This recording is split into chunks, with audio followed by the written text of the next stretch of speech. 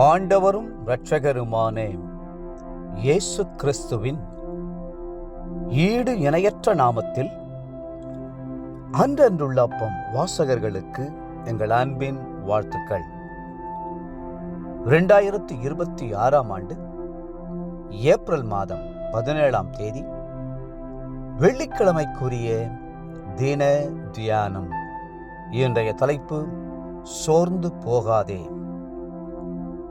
ஏசாயா 40:28 சொல்லுகிறது, பூமியின் கடையாந்தரங்களை சிருஷ்டித்த கர்த்தராகிய அநாதி தேவன் சோர்ந்து போவதுமில்லை, இளைப்படைவதுமில்லை. இதை நீ அறியாயோ?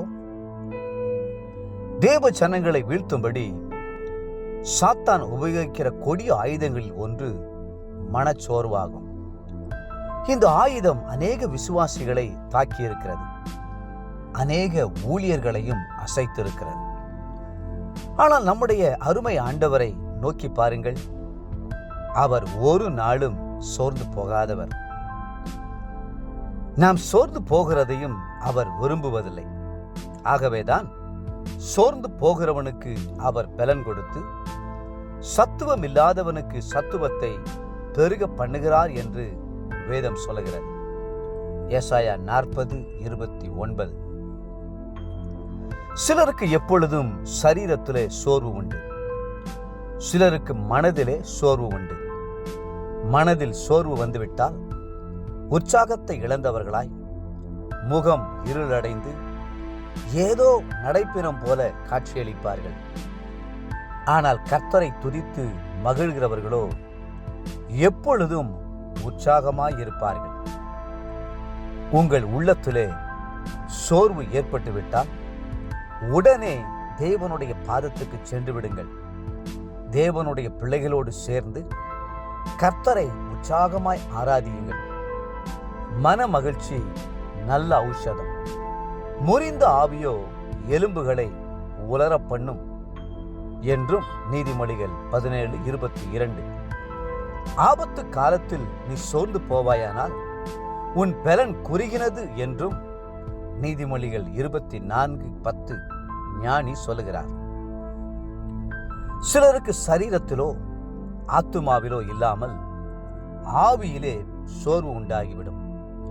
ஆவி எப்பொழுதும் கலங்கிக் கொண்டே இருக்கும். பயமும் கவலையும் வாட்டும்.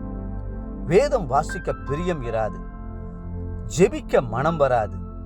அப்படியானால் ஏதோ ஒரு சத்துரு உங்களுக்கு விரோதமாய் போராடுகிறான் என்பதை திட்டமாய் அறிந்து கொள்ளுங்கள். கர்த்தருடைய ஊழியக்காரரிடம் போய் ஆலோசனை கேட்டு அவர்களிடம் ஜெபித்துக் கொள்ளுங்கள். மட்டுமல்ல, உங்களுடைய ஆவியிலே போராடும் சத்துருவோடும் எதிர்த்து நில்லுங்கள். சாத்தானுக்கு எதிர்த்து நின்றாலே அவன் ஓடி போய்விடுவான். நான் தேவனுடைய பிள்ளை, சாத்தானே உன்னால் என்னை தொட முடியாது என்று உறுதியாய் கட்டளையிடுங்கள். அடுத்து கர்த்தரை வாய்விட்டு துதிக்க ஆரம்பித்து விடுங்கள். கர்த்தரை துதிக்க துதிக்கத்தான் உங்களுடைய ஆவியிலே ஒரு பெரிய விடுதலை உண்டாகும். இயேசு கிறிஸ்து துதியின் உடையை கொடுப்பதற்காகவே இந்த பூமிக்கு இறங்கி வந்தார் அல்லவா? வேதம் சொல்லுகிறது, சீயோனிலே துயரப்பட்டவர்களை சீர்படுத்தவும், அவர்களுக்கு சாம்பலுக்கு பதிலாக சிங்காரத்தையும், துயரத்துக்கு பதிலாக ஆனந்த தைலத்தையும், ஒடுங்கின ஆவிக்கு பதிலாக துதியின் உடையையும் கொடுக்கவும் அவர் என்னை அனுப்பினார். ஏசாயா 61:3. தேவப்பிள்ளைகளே, அந்த துதியை உங்களுடைய உடையாக ஏற்றுக்கொள்ளுங்கள். துதிப்பதற்கு சற்று சிரமமாய் இருந்தாலும் பொருட்படுத்தாமல் தொடர்ந்து துதித்து கொண்டே இருக்கும்போது கண்டிப்பாக விடுதலை உண்டாகும். உள்ளத்திலே மகிழ்ச்சி உண்டாகும். கட்டுகள் யாவும் அருந்து போகும். இன்றைய நினைவிற்கு கலாத்தியர் 6:9. நன்மை செய்கிறதில் சோர்ந்து போகாமல் இருப்போமாக. நாம் தளர்ந்து போகாதிருந்தால் ஏற்ற காலத்தில் அறுப்போம். இன்றைய வேத வாசிப்பு காலை 2 சாமுவேல் 1, மற்றும் 2ஆம் அதிகாரங்கள்.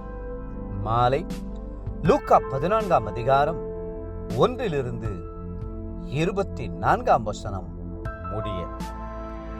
அன்புக்குரிய அன்றனுள்ளப்ப வாசகர்களே, மீண்டும் உங்களை வாழ்த்துகிறோம்.